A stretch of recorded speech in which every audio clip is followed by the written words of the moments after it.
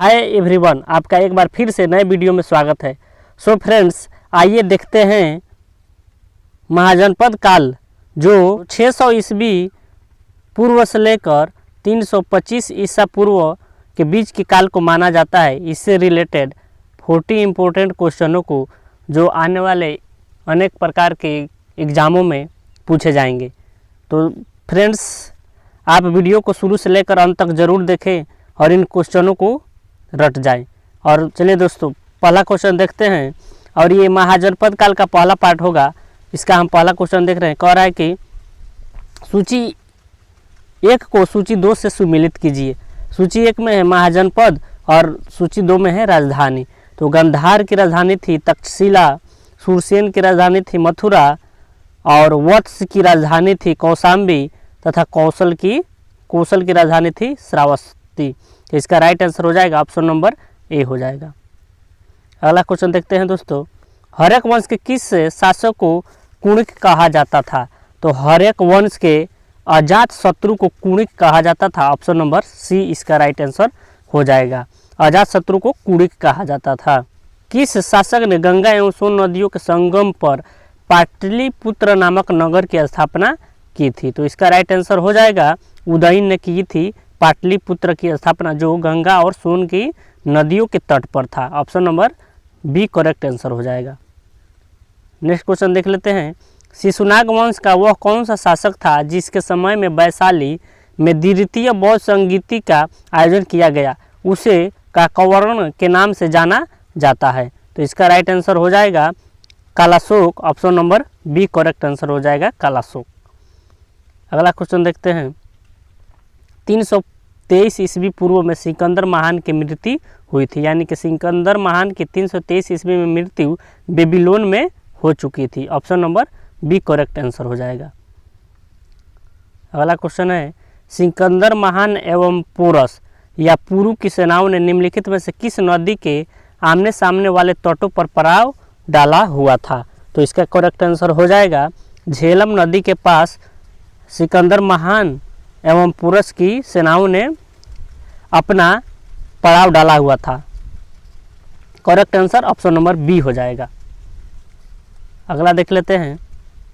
किस प्रकार का मृद भांड या पॉटरी भारत में द्वितीय नगरीकरण या शहरीकरण के प्रारंभ का प्रतीक माना गया? तो इसका राइट आंसर हो जाएगा उत्तरी काले पॉलिशकृत बर्तन। Option number c correct answer हो जाएगा। आइए दोस्तों, अगला क्वेश्चन देख लेते हैं। और अगला क्वेश्चन कह रहा है कि पाली ग्रंथों में गांव के मुखिया को क्या कहा गया है? तो पाली ग्रंथों में गांव के मुखिया को भोजक या ग्राम भोजक कहा गया है। Option number b correct answer हो जाएगा। उज्जैन का प्राचीन नाम था? तो उज्जैन का प्राचीन नाम अवंतिका था। Option number A correct answer हो जाएगा। अगला क्वेश्चन देख लेते हैं दोस्तों। अगला क्वेश्चन कह रहा है कि नंद वंश का संस्थापक कौन था? तो नंद वंश का संस्थापक महापद्म नंद था। ऑप्शन नंबर एक करेक्ट आंसर हो जाएगा। अगला क्वेश्चन है दोस्तों। ग्रीक या यूनानी लेखकों द्वारा किसे अग्रमीज या जैंड्रमीज कहा गया?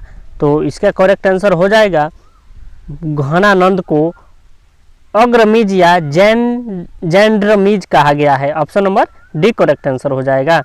चलिए, क्वेश्चन नंबर 12 है। प्राचीन भारत में पहला विदेशी आक्रमण किनके द्वारा किया गया? तो प्राचीन भारत में पहला विदेशी आक्रमण ईरानियों द्वारा किया गया। Option number A correct answer हो जाएगा। क्वेश्चन नंबर 13 है कि प्राचीन भारत में दूसरा विदेशी आक्रमण एवं पहला यूरोपीय आक्रमण किनके द्वारा किया गया? तो इसका राइट आंसर हो जाएगा यूनानियों द्वारा। Option number b correct answer हो जाएगा। चलिए, अगला क्वेश्चन देख लेते हैं। अगला क्वेश्चन है। ईरान के हखमनी वंश के किस शासक ने भारतीय भूभाग को जीतने के बाद उसे फारस साम्राज्य का 20वां प्रांत या क्षत्रपी बनाया? तो इसका करेक्ट आंसर हो जाएगा डेरियस या दाराय बाहु first. Option number b correct answer हो जाएगा। चलिए, अगला क्वेश्चन है। हाइडेस्पस या वितस्ता आधुनिक नाम झेलम 326 बीसी में किन किन शासकों के बीच हुआ था? तो ये सिकंदर एवं पुरस के मध्य हुआ था। Option number A correct answer हो जाएगा। अगला क्वेश्चन है। सिकंदर ने भारत पर कब आक्रमण किया था? तो सिकंदर ने भारत पर 326 ईस्वी पूर्व में आक्रमण किया था। Option number A correct answer हो जाएगा। चलिए, अगला क्वेश्चन देख लेते हैं। और अगला क्वेश्चन है सूची 1 को सूची 2 के साथ सुमेलित करना है। सूची 1 में दिया है शासक और सूची 2 में दिया है वंश। तो बिंबिसार जो थे ये हरेक वंश के, कलाशोक शिशुनाग वंश के थे, महापद्म नंद नंद वंश के थे और बिंदुसार मौर्य वंश के थे। ए का 1, बी का 2, सी का 4 और डी का 3 हो जाएगा। चलिए अगला क्वेश्चन देख लेते हैं। अगला है सूची 1 को सूची 2 के साथ सुमेलित कर रहे हैं। महाजनपद है तथा उनकी आधुनिक क्षेत्र है। आधुनिक क्षेत्र और महाजनपद, तो इसका राइट आंसर हो जाएगा मगध। मगध होगा पटना व गया के जिले, वत्स होगा इलाहाबाद, कौशल होगा अवध और अवंती होगा मालवा। तो इसका राइट आंसर हो जाएगा ऑप्शन नंबर 1 करेक्ट आंसर हो जाएगा। चलिए अगला देखते हैं। अगला है कि मगध की प्रथम राजधानी कौन सी थी। तो मगध की प्रथम राजधानी गिरिब्रज या राजगिरी थी। Option number c correct answer हो जाएगा। किस शासक द्वारा सर्वप्रथम पाटलिपुत्र का राजधानी के रूप में चयन किया गया। तो उदयन द्वारा ये पाटलिपुत्र को राजधानी के रूप में चयनित किया गया। Option number c correct answer हो जाएगा। अगला क्वेश्चन है 16 महाजनपदों की सूची उपलब्ध है। तो 16 महाजनपदों की सूची अंगुत्तर निकाय में उपलब्ध है। Option number b correct answer हो जाएगा। निम्नलिखित में से मगध का कौन सा राजा सिकंदर महान का समकालीन था। तो इसका करेक्ट आंसर हो जाएगा Ghananand. Option number b correct answer हो जाएगा। घनानंद जो थे ये सिकंदर मगध साम्राज्य का उत्कर्ष किस सदी में हुआ था। तो इसका करेक्ट आंसर हो जाएगा 6ठी सदी ईस्वी पूर्व। ऑप्शन नंबर बी हो जाएगा। 6ठी सदी ईस्वी पूर्व में मगध साम्राज्य का उत्कर्ष हुआ था। चलिए आगे देखते हैं। अगला है सिकंदर की भारत में सफलता के निम्न कारण थे। तो बताना है कि भारत में तब कोई केंद्रीय सत्ता नहीं थी, या उसकी सेना सर्वश्रेष्ठ प्रकार की थी, या उसे देशद्रोही भारतीय शासकों का सहयोग मिला, या वह एक अच्छा प्रशासक था। तो हमें बताना है कि इनमें से कौन सा राइट आंसर होगा जो सिकंदर की भारत में सफलता का कारण बना। तो इसका राइट आंसर हो जाएगा डी। 1 भी सही है, 2 भी सही है, 3 भी सही है और 4 भी सही है, यानी कि इनमें से सभी सही है। Option number D correct answer हो जाएगा। सूची 1 को सूची 2 के साथ सुमेलित कीजिए तथा सूचियों को नीचे दिए गए कूट से सही कीजिए। तो राजा और उनका राज्य। प्रधोत जो राजा थे ये अवंती के शासक थे। उदयन थे ये मगध के थे। प्रसेनजित थे ये कौशल के थे और अजातशत्रु वत्स के थे। तो option number c correct answer हो जाएगा। 1 का 3, बी का 1, सी का 4 और डी का 2। आगे चलते हैं। आगे है अभिलेखीय साक्ष्य से प्रकट होता है कि नंद राजा के आदेश से एक नहर खोदी गई थी। तो ये किस साक्ष्य से पता चलता है। तो इसका करेक्ट आंसर हो जाएगा कलिंग में। कलिंग में ऑप्शन नंबर सी। आगे देखते हैं।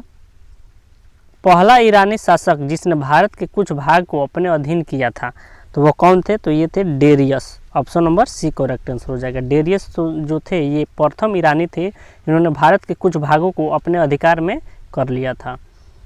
क्वेश्चन नंबर 28 है मगध के राजा अजातशत्रु का सदैव किस गणराज्य के साथ युद्ध रहा। तो ये वजी संघ वैशाली से हमेशा उनका युद्ध होता रहा।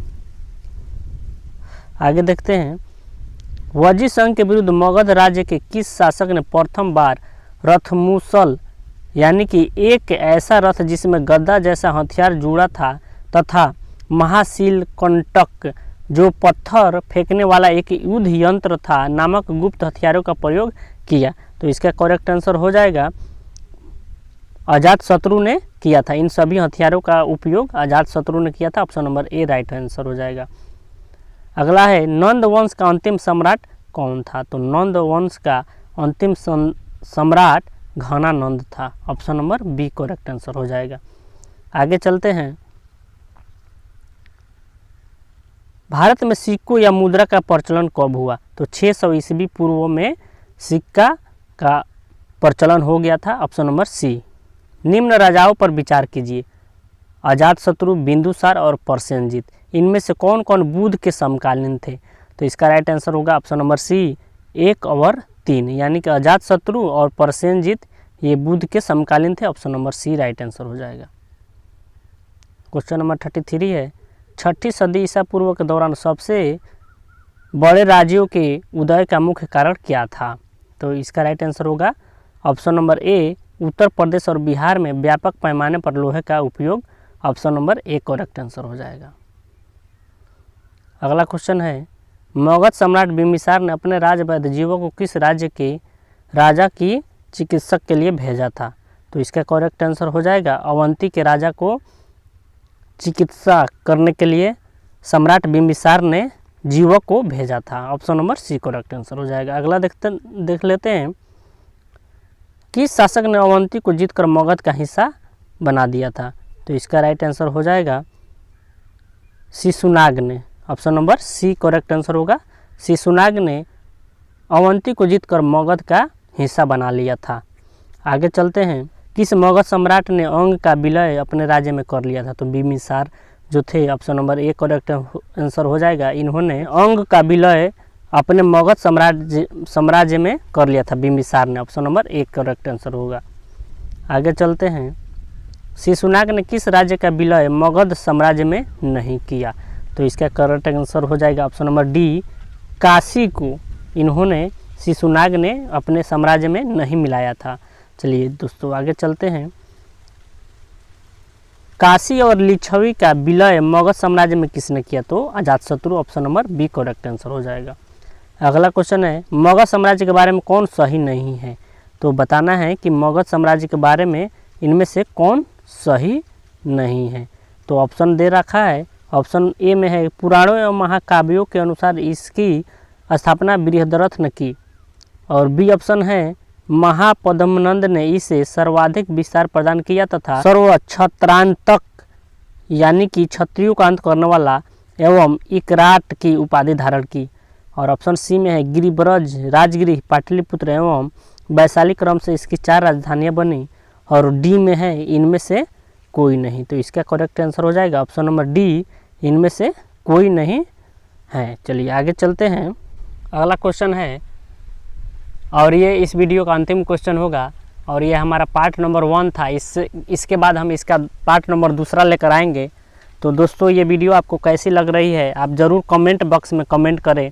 और ये अंतिम क्वेश्चन का आप आंसर कमेंट बॉक्स में ज़रूर कमेंट करके बताएं। तो इसमें कह रहा है कि सिकंदर के आक्रमण के समय उत्तर भारत पर निम्नलिखित राजवंशों में किस एक का शासन था?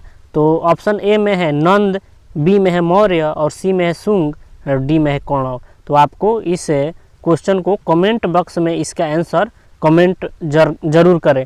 और दोस्तों मिलते हैं नेक्स्ट वीडियो में, तब तक के लिए जय हिंद, वंदे मातरम।